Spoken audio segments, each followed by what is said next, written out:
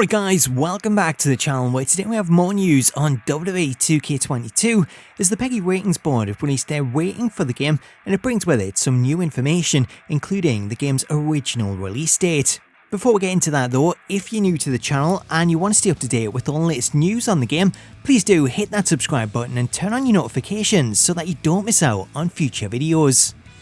So let's talk WWE 2K22 as the Peggy ratings board, which is the European Game Information Board responsible for issuing age ratings. They've currently listed WWE 2K22 as one of the latest games that they've rated. Searching for the game reveals this listing, which confirms that the game has been given an age rating of 16, which is the European equivalent to the T for teen rating seen in North America.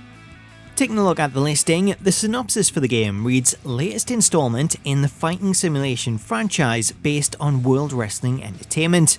Players take on the role of a custom WWE superstar and engage in wrestling matches and other tasks to become a champion. So this small synopsis appears to describe what is likely my rise, which is the new name for my career, in which we'll be taking our custom WWE superstar, aka our my player, and progressing through that mode to become a champion. So there's nothing new there, as that's something that we're already aware of. However, the first interesting piece of news to come out of this is the release date, as the website lists what appears to have been the game's original release date, which is listed as October 15th, 2021. The reason this is particularly interesting is that there was originally a lot of speculation that the game was scheduled to release in the fall of this year, but that it had been delayed and pushed back to next year. However, 2K come out and claimed that that wasn't the case at all, and that the plan was to always release the game in March, before going on to state that there's no way the game could have been delayed, as no release date was ever given. If we take a look at the rest of the listing, we can see that the page notes in-game purchases, which is nothing new as in-game purchases have been listed on previous games in the series relating to DLC content. However, the one new addition here is the side note that in-game purchases include random items, aka loot boxes. So how will they factor into WWE 2K22?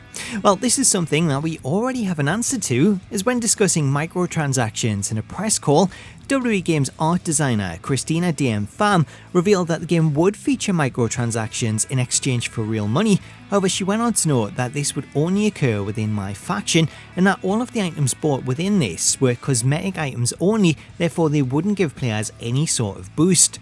If we take a look at the other issues section, this section reveals a little bit more about the in-game purchases, as this section notes that the game offers players the opportunity to purchase in-game items in the form of card packs, which some parents or carers may want to be aware of.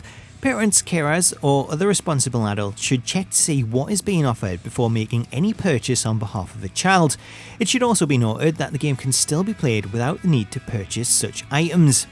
So based off of this, it appears that card packs will be the type of loot boxes that will be featured in the game, with these then rewarding the player with randomised items.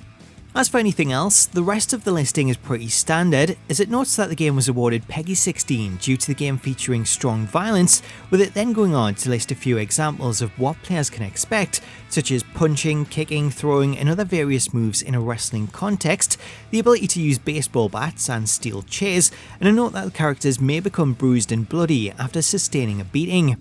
So all in all, I guess the big takeaway from this listing is that the game will indeed feature microtransactions, and that they'll come in the form of card packs.